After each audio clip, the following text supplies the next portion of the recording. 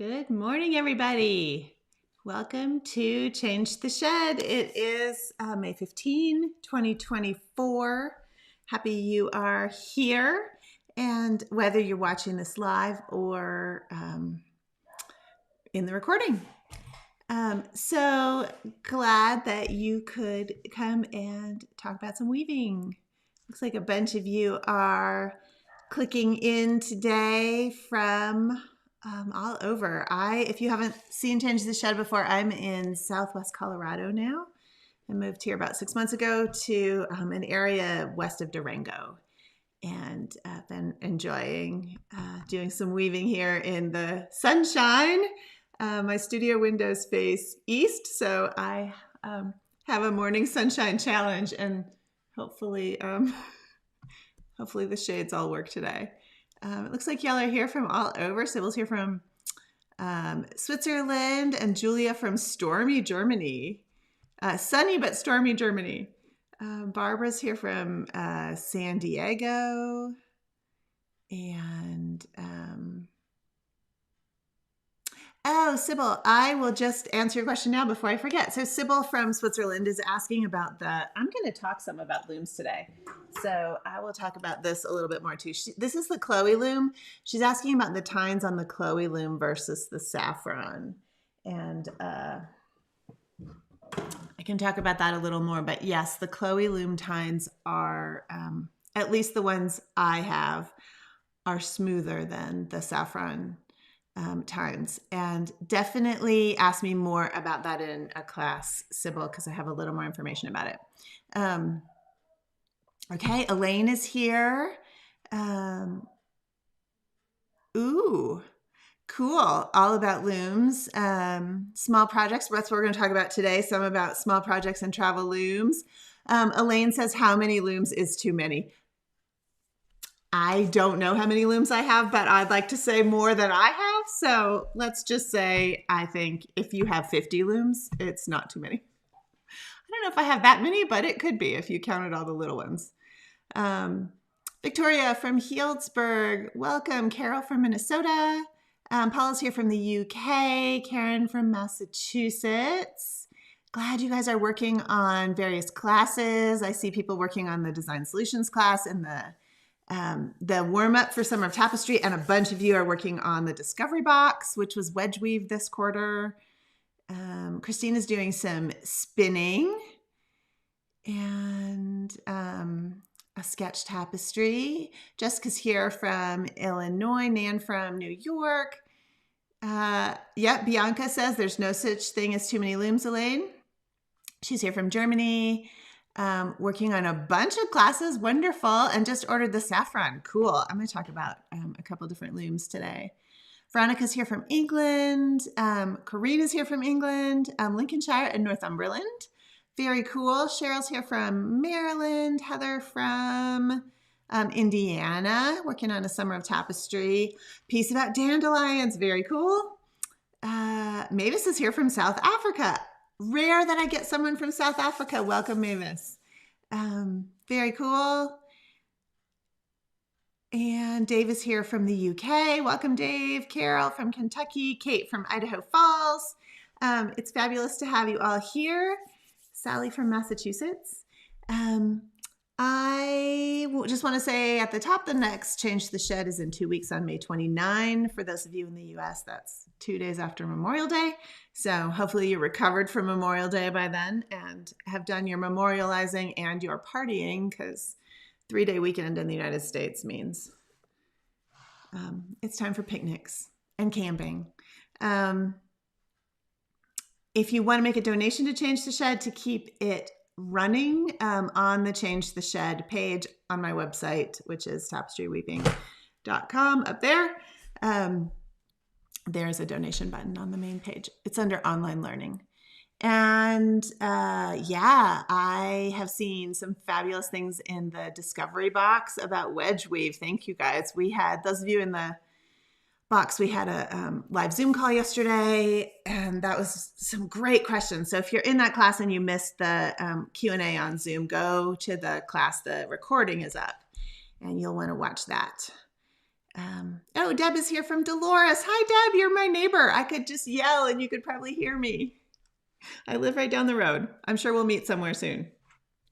And then I'm going to talk some about Summer of Tapestry today, obviously, because I put this little thing there. I thought we could talk about your adventure kit. I like to call it my adventure kit or my exploratory kit, but I love summer. It's summer in the Northern Hemisphere coming soon, and I love to do little casual weavings. And those of you who followed me, many of you who I've just called out have seen me talk about this a lot. But for those of you who are curious about taking your weaving on the road or away from your house, I have some ideas for you. So I just want to show you a couple things and y'all can ask questions. And then if we have time, I'm still working on the, what am I calling this piece? It's a little piece about a place at Hove and Weave. So this is the course art for Summer of Tapestry. It's open now. There's a warm-up. That's people are weaving the warm-up prompt, and then the class first prompt starts on May 20, whatever the Tuesday is after Memorial Day. Must be the 28th. And then we'll have prompts every 2 weeks so 8 weeks, and it's so much fun. This is the third year we've done it, and I've had so many people say, I'm back for a third year. So thanks, everybody. So you can find Summer of Tapestry, of course, on my website under online learning, and then it says Summer of Tapestry. I'm going to, let's see. So this little, I like to go backpacking, and I like to go car camping and travel in my car. I'm not as fond of traveling on airplanes, although sometimes I do it if I have to. But here's a backpacking picture of my little Hokit loom off in some mountain range in Colorado. That's the kind of thing that I love to do. I just have a couple of photos to show you. I'm going to show you some of these things today. This is my exploration kit. What I often bring, sometimes I will grab some of this if I'm just going to go to the big city for the day, and I know I'm going to have to sit somewhere. So it's not a bad thing to have a little kit ready to go if you like to have something in your back pocket. Just in case, right? What if you get stuck somewhere and you don't have spinning or knitting or weaving or at the very least a book? Could be crazy. Okay, so this is an example of the kind of thing that I am talking about. This was from a backpacking trip. I took these two pictures and then I wove this little piece. So this was a couple of years ago. I think this was during COVID. I went backpacking. It was like 2020. In the United States, we were allowed to go outside. So this was a sort of mock-up of this paintbrush flower and then some of these snowfields that were still around. I think this was July and there were still big snowfields up there. So very fun way to experience what I'm seeing. This was a different trip to the same wilderness where it rained the whole time. And here I am weaving. I sometimes use these little colonial Persian cards because they're so easy to bring along. I was weaving about the rain in my tent where I was stuck by myself for quite a few days. Oh, here's me sitting. This is pretty standard. Sitting against a rock somewhere with my little kit next to me. And I think that's the last of those pictures. Welcome everybody who just popped in. Hi, Karen. I'm glad you're here. Ginger is here from Pennsylvania, and that's Karen from Texas. And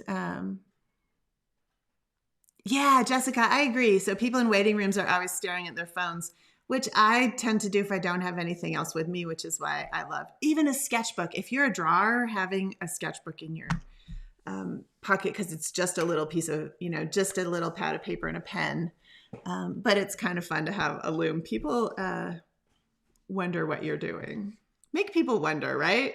Okay, so I don't know how many of you are going to be interested in seeing my little tools, but I'll show you them, and then if we have time, we could do some weaving. And if you have questions, let me know. So I use a little, so when I'm out traveling or something, I like these little tie back pockets. Probably in the States or other places you've seen them around in gift shops and stuff, because they're really tough. So you can put, all your like weaving stuff in there. And what I keep in my little tie back pocket, if I'm backpacking, is a tiny loom. So hang on while I adjust my various things. This is my new favorite backpacking loom. Backpacking means lightweight. So if you're not backpacking, you don't have to go with the super lightweight thing. But this is Handy Woman Shop bamboo loom, and it is very, very light. And of course, you can see here it's a 6 EPI loom. I like the 6 ones, and then I double them. So that is my basic backpacking loom. And I used to use this loom, which is Jim Hokett, who passed away, no longer makes these. Many people make similar looms. The thing I like about this particular loom is the wood is really light. So for backpacking. But these are really tiny. And if I'm not backpacking, I'm probably going to use a bigger loom. This is a favorite travel loom. Another Handy Woman Shop, but it's like the medium size loom. I think this is maybe 10 inches long. And just super sturdy. You can't break it. The teeth are really strong.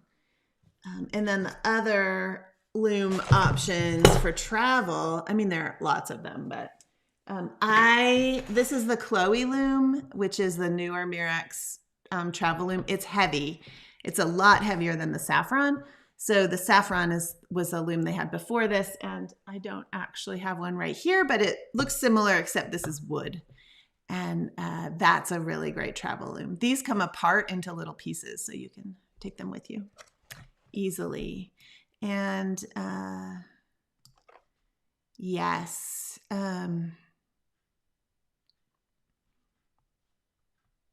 Okay. Yeah, y'all are talking, those of you in Europe, it's, if you do have good sources, if you're in Europe and you have good sources for tools or yarn, and I have a resource page on my website under FAQ, and there at the bottom of the page, there's a bunch of shops and stuff for international resources anywhere outside of the USA. And if you found a good place for either yarn or tools for tapestry, please let me know and I'll add it to that page. Those of you who haven't looked there, check and see if there's something, and it's possible that some of those places are, not in business anymore or such things. Anyway, what else do I take? I take besides my tiny loom, a tiny beater. I love this little beater, but any tiny little beater that's lightweight works for travel. I bring, this beater is from Threads Through Time on Etsy. If I'm backpacking, I just bring warp in little bundles. I actually just wrap it around my fingers and make a bundle of it. You can't make a big bundle of warp that way, but for a tiny loom, you don't need a big bundle. If I'm doing hand spinning, and I'll talk about that a little bit, I might bring some of these plastic cards, but I often just bring like pieces of mat board that I wrap stuff on. A little Susan Bates weaving needle, and of course a shed stick is important. This is a Stephen Willett shed stick. I have a blog post about shed sticks that talks about a lot of great ones. Sometimes I'll bring a piece of cardboard for the bottom of the loom. It looks like maybe I used one on this project. And then a little tiny thing of needles. Scissors, if I'm backpacking, I have a pocket knife with scissors on it. But if I am traveling elsewhere, I like these little folding ones. I think these are maybe made by Fiskars. but I've even accidentally brought them on the airplane, and they have made it through security. I try to remember not to bring them on the airplane, but okay. So then I also do, I like to bring a color wheel. So I like this little plastic one, but this is another one I just found that's just cardboard. So it's cute. I got this one at the Woolery recently, actually. So, and then yarn, I forgot to get my little cards. I use, and I don't know where I have put them at the moment, little cut pieces of mat board with yarn wrapped around it if I'm not using like the colonial Persian cards or something. Or I'm not spinning my own yarn, which is what I also like to do. Let me move this stuff. And I'll show you, those of you who are hand spinners. This is my favorite little spindle. Turkish spindle is great for travel because it comes apart into 3 parts, and you can put it in your bag without worrying about it getting smashed. So I will bring locks of dyed fleece, or just a, like you saw in this bag, just a commercial bit of something, and spin it on the little spindle. There's lots of videos on my blog or whatever, social media of me spinning somewhere. I made a little flit carder for backpacking out of a piece of balsa wood and some carding cloth. It's not fantastic, but it is very light. If I'm traveling in the car, I bring this, which is a very nice flit carder from Clemis and Clemis. This is significantly heavier than the little balsa wood one.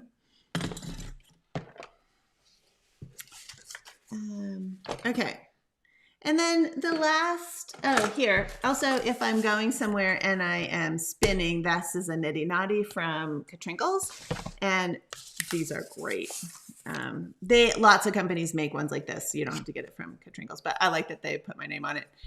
It's super light. And so you can, if you're hand spinning and you need here's their website, Katrinkles. If you're hand spinning and you need to have a way to make a skein. When I'm backpacking, I just wrap it around I wrap the yarn around my little folder. So I bring maps and paper and stuff in this little plastic thing that I just made out of a folder. And I make my own folios for journaling. So this is just nice writing paper that I stitch into a folio, and this is watercolor paper. And I mark the corners on them with a little sticker that comes off because I'm going to stitch these together with a Coptic binding, and I want the holes to all line up. It looks like this one I had some vellum in there with the paper, but those fit in this little container that also has like here's a trail description, or I might have a map book or something. This is probably more than you guys want to know. Yeah. David says he's trying out, or Dave says he's trying out the 12 EPI comb and the Chloe loom using embroidery cotton. That's cool. Oh yeah, you guys, there are some tricks to separating the strands without a tangle. I used to do counted cross stitch, and I can't remember, but I bet there's some YouTube videos about that, Dave, if you look it up. I like to take notes of, okay, so Summer Tapestry, I like to take notes in a thing about what I'm doing. So like here was a tapestry I did about this bird, and then I wove that tapestry. So I often take materials for drawing. Like here's a tiny watercolor kit that I like to take with me. Super light. I take this backpacking along with a water pen and this exact plastic bag full of like a piece of cloth and some little drawing pens. And a pencil. There's always a pencil in there too. I tend to draw in pen, but sometimes you need a pencil. If you're traveling on, you know, somewhere else, you could take more stuff. Like this has a little container I just made for brushes. And you might use it with like a watercolor kit. Like this is a nice little watercolor kit. I can't remember if it came with, I can't remember if I bought the pans or if it came with pans, but just something like that. The specifics aren't that important, just that it's small enough that you'll actually take it with you. I do like these. I take these traveling a lot. There's never the right color pencils. It's the problem with colored pencils. You never have the color you want, but it's fun to take them along, I guess. When I'm traveling like on the plane and stuff, I'll take this little bag and there's a sketchbook. And I like to take, I love these quilt squares. Does anybody else use these? I use big ones, small ones, all different shaped ones. They're made for quilting, but because they're clear and you can see the ruler, you can make, say I know I want to make a tapestry that's 3 by 3 inches. This is an easy way to mock up a little cartoon in my sketchbook or on a white piece of paper. And then I also will have, more rags for the watercolors. And then I have, this is my little pencil case. I don't take this backpacking, but just a variety of pens and stuff that I might use, which is kind of fun. And the eraser is very important. If I'm making a tapestry cartoon, I probably am doing it in pencil, and I probably will need an eraser at some point. And then I would have like a color wheel in here too. All right. Looms, any questions about, let me see if you had questions about any of the looms.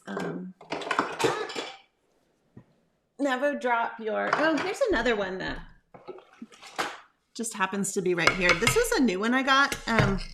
And someone else told me they have recently gotten one of these. This is the Lost Pond Minnow. And if you're looking for a super sturdy loom, like for traveling, I don't think you could bust this one. It's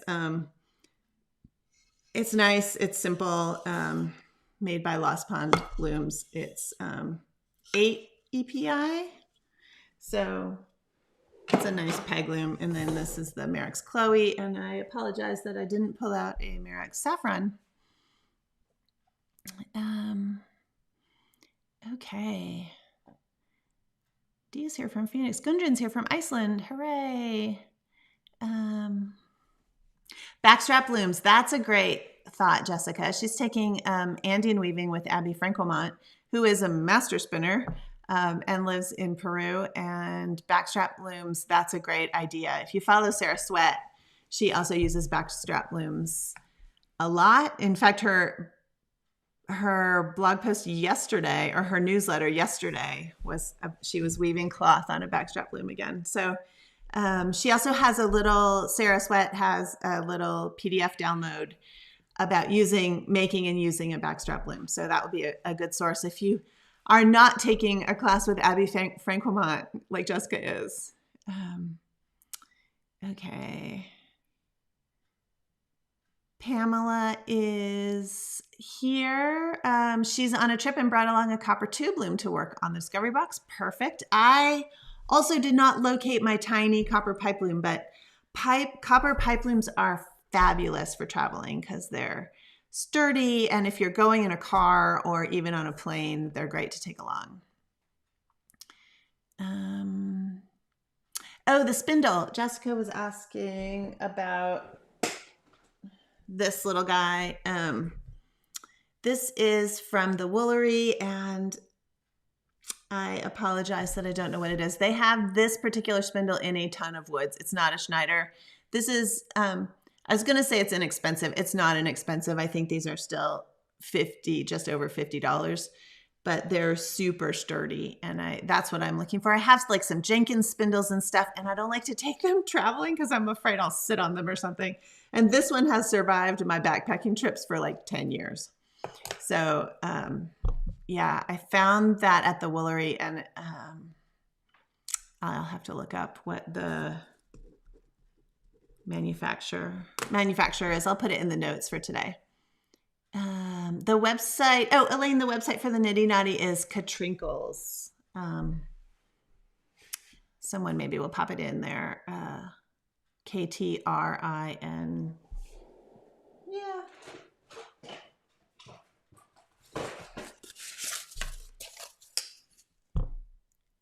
K-A-T-R-I-N-K-L-E-S.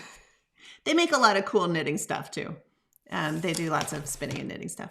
Oh, thanks. Kate already did it. Sorry. I'm sorry, you guys. I should keep going. Carol's got tips for the floss. Oh, hooray. Julie's talking about hiking, section hiking on the PCT. Oh, I'm so jealous. I want to come with you, Julie. Yes.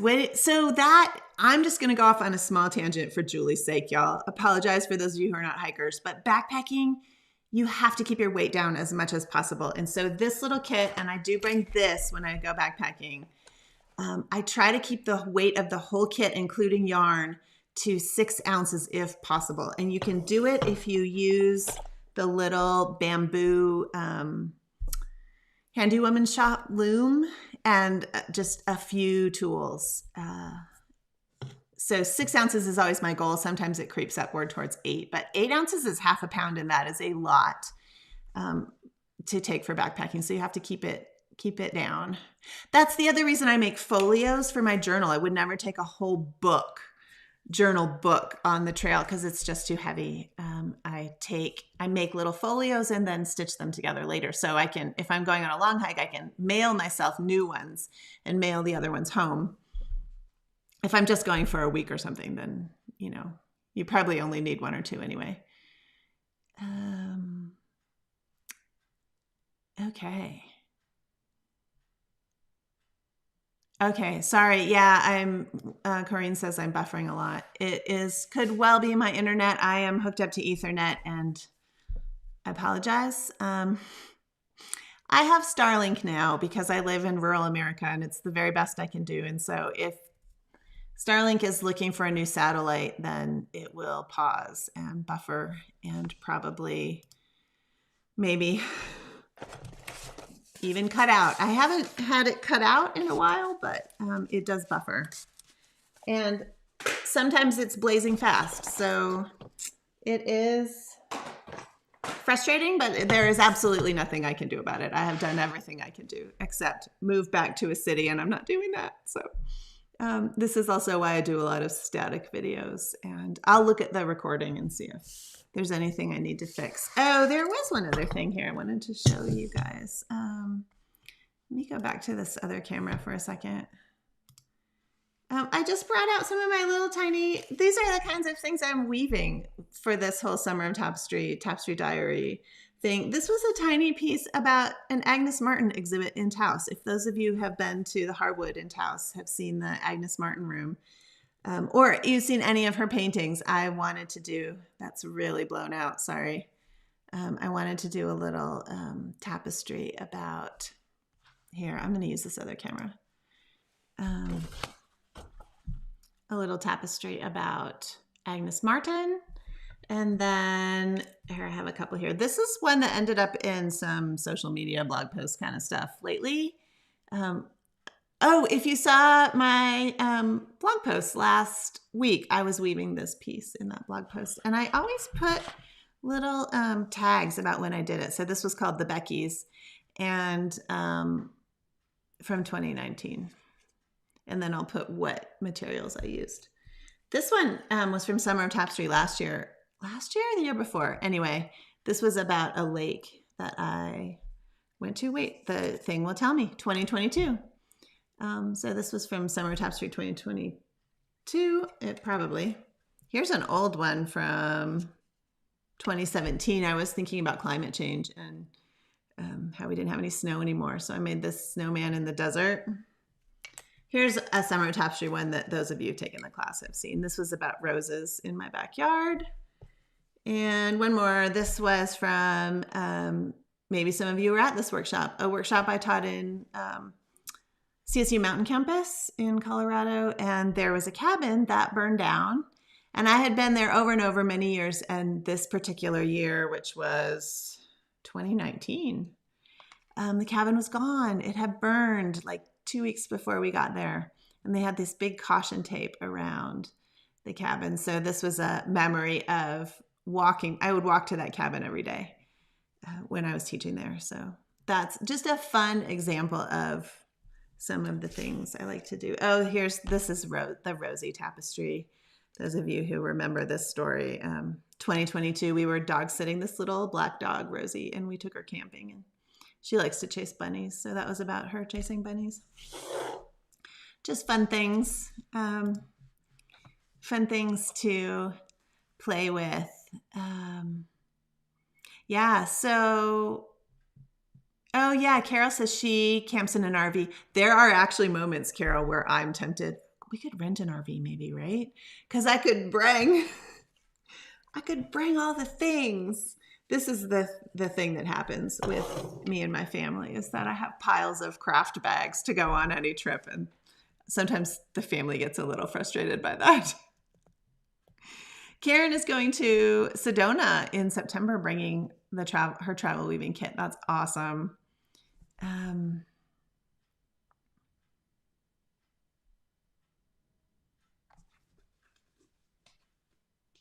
Oh, really, Nan? Huh.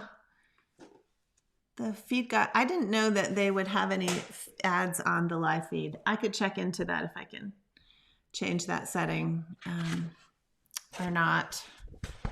There are, of course, ads on the recordings, but I would prefer there were not ads on the live feed, so I'll check into that. Okay, so we have about 15 minutes. Do you want to see this other piece I'm weaving? This is the one from last week. Let's see if I can. I'm going to have to reset this camera a second, so bear with me while I fuss with this a little bit.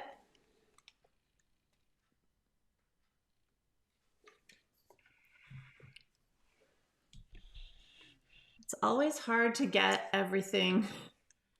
I don't have a big studio. There, that's not too bad. Okay, I don't have a big studio, and it's always hard to get stuff sort of all to show up and for the light to be like decent, which it's probably not going to be here. Let's try a little bit more light. Oh, that might work.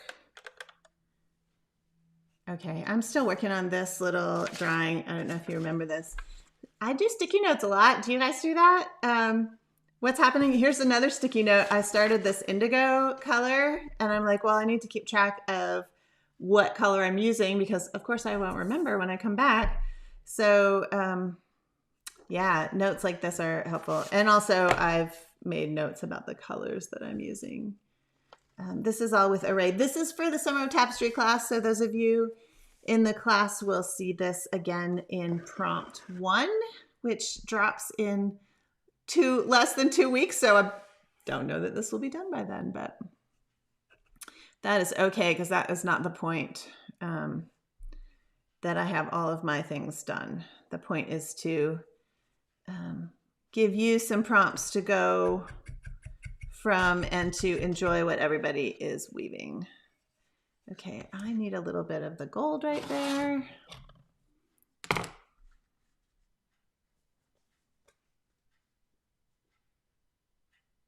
Huh, okay, yeah, I didn't realize that there were ads playing because of course I'm just talking, so that sounds wonderful, Marina. She's going to Provence in June and going to visit the lavender fields, and we'll bring her travel weaving kit. That's fantastic. All right, I'm going to use a little bit of this less bright mix we need another little bit of pick and pick. So I didn't actually show you the inspiration of this because that is for the people in the class. But if you take Summer of Tapestry, you'll see where this comes from. It is obviously from some local architecture from the ancestral Puebloans. Okay. And I am about out of this. So I'm using 3 strands of array. And this color is what? Cinnamon 2. So I have notes here. I think this is actually color number 1. Cinnamon 3 and 2 and cocoa 2.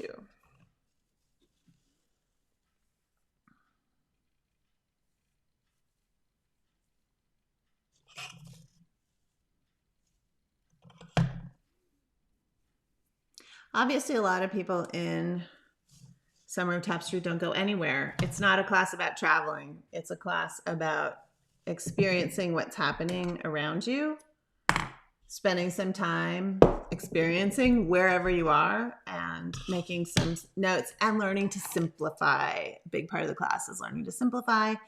And then, let's see if I got this right. I did. And then weaving something simple about it so that you can remember what you're doing. It's not about the finished product. It's just about having a lot of fun and learning to see things more clearly in our world full of digital devices. So here I'm just doing a splice. I am weaving from the front. I tend to do that on these pieces. I also have the Merrick's treadle set up. And I'm hatching, these 2 colors are different. I'm hatching those together. I'm trying to make a little bit of a darker ring around this T-shaped doorway.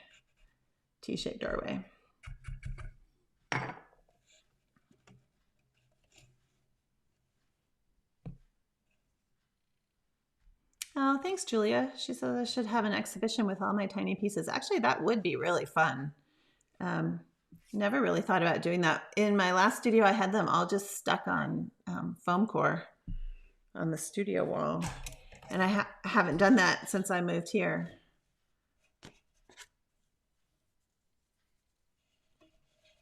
It would be fun to do an exhibition. And I suppose it could be pretty informal. Maybe I would use foam core. In terms of the presentation, that's always a sticking point. Okay, and then how do you solve this problem, right? Let's see. This went in, so here's a shedding thing. This went this way in this shed. So I want this one because I screwed up the shed here on purpose. And I am probably, since this is almost done, just going to start a new butterfly going that way so the shed will be fixed. It'll be off again when I get to the next one, but whatever. This is cinnamon 1 and 2 and cocoa 2. So here's cinnamon 1 and 2 with this cocoa. I really like this cocoa color. This is all just array. Sometimes it's not all just array actually. The browns are just array and the indigo, but the yellows are all Weaver's Bazaar.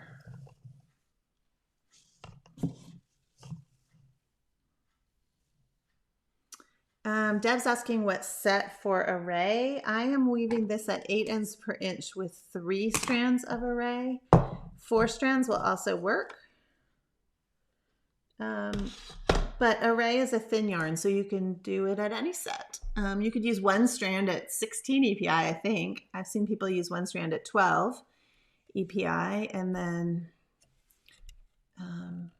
you might be able to use 2 strands at 12, I don't know. You just make the bundle bigger or smaller depending on what set you're using, but this is definitely 8. A lot of the tapestry diary pieces or the sketch tapestry pieces I do, like the little ones I showed you, are at 12. I really like to bring a 6 dent loom, a small one, and then warp it double for 12.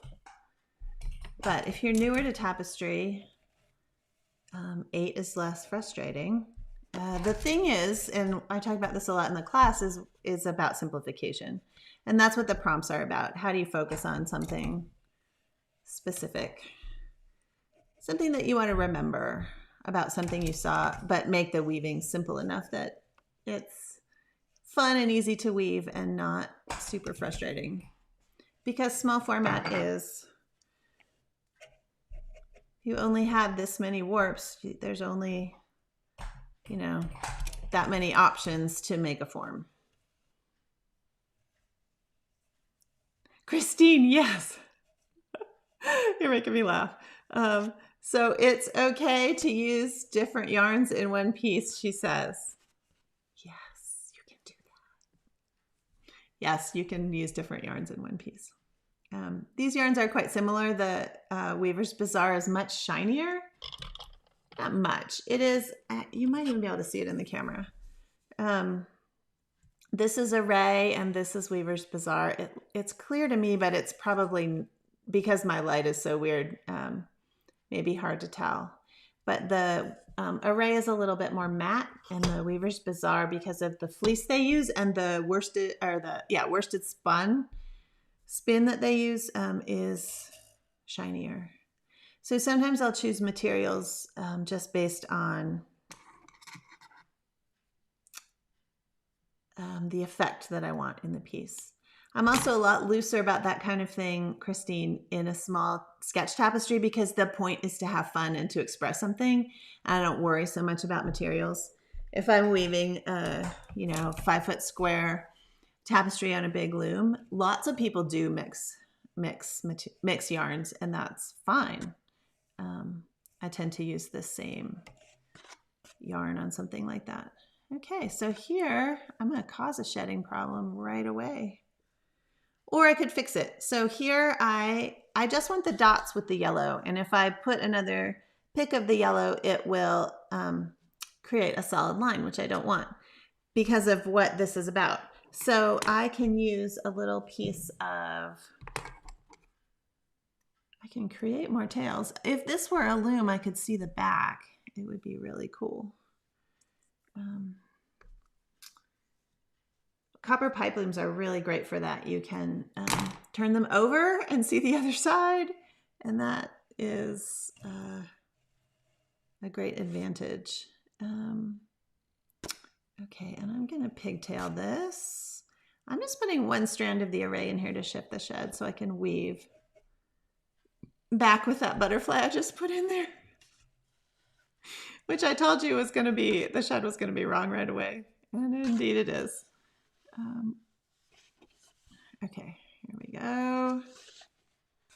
Let's see if I can make this work. Really, this is pick and pick what I just put in here, and so where's the yellow? So if you probably can't even see that. I'm using the yellow to make the shedding, or make it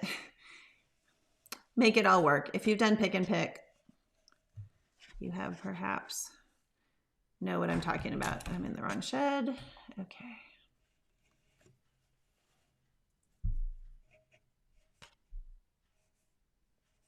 Okay, I think that will work. I'm gonna build this back up a little. Oops.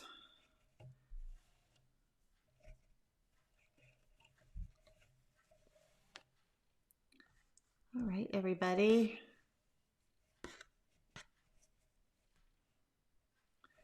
Cool, this little piece is fun. Hoping to have some time this weekend to finish it off. So here's the advantage of the treadle. I don't have to reach up, and I can be shifting the shed while I'm working with my hands.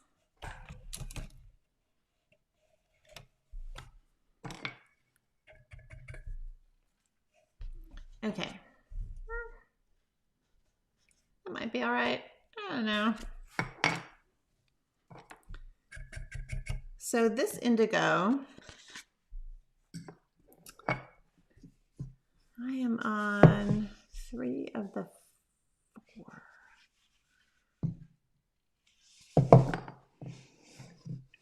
not this again. I've lost my indigo. Here it is. Okay, that's that. So I would like to shift to, I want the color to keep shifting till it's dark at the top. So I'm going to add one strand of a darker color. It's an advantage of a yarn like this array that you can blend the colors to create a gradation.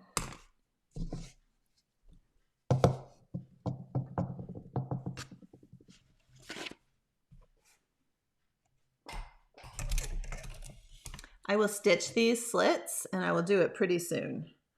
I will start, if you see this again, if I don't finish it this weekend, or if you're in the class, you'll definitely see it.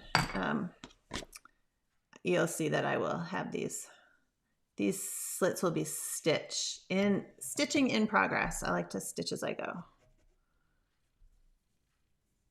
Helps stabilize the weaving and keep things working. Okay, so now if I'm gonna step away from this, I'm gonna tuck this like this. Here's my little shorthand, like, okay, you need to switch to that other color so I don't get lost.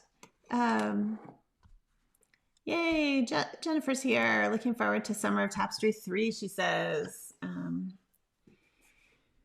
Which is what all this yah-yahing is about. It's just fun ways to weave. I've got my weave shirt on today. See, weave. On the back, let's see if you can see the back. It's got a shuttle. It's a Harrisville Designs shirt. Oh, I'm teaching at Harrisville Designs in about a month.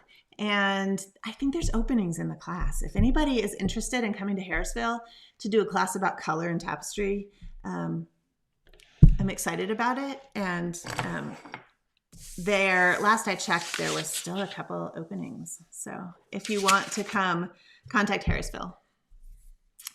And hopefully I'm right that they still have openings, and I'll see you there if you come. Okay, cool. Y'all, you didn't have a lot of loom questions, but you can always ask in your classes or in the comments below. Yeah, it's so fun to hang out with you, and hopefully you're doing some weaving and pick up a few tips from Change the Shed. And I will be back on May 29 in 2 weeks with, I don't know what, maybe this, but probably something else.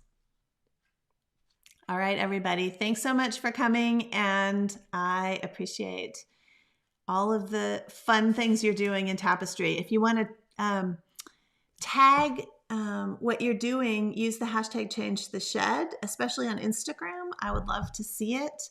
Sometimes I forget to go and look there, and then I'll go look and there'll be all kinds of cool stuff. So use that hashtag and I will check it, and we can see what everybody is weaving.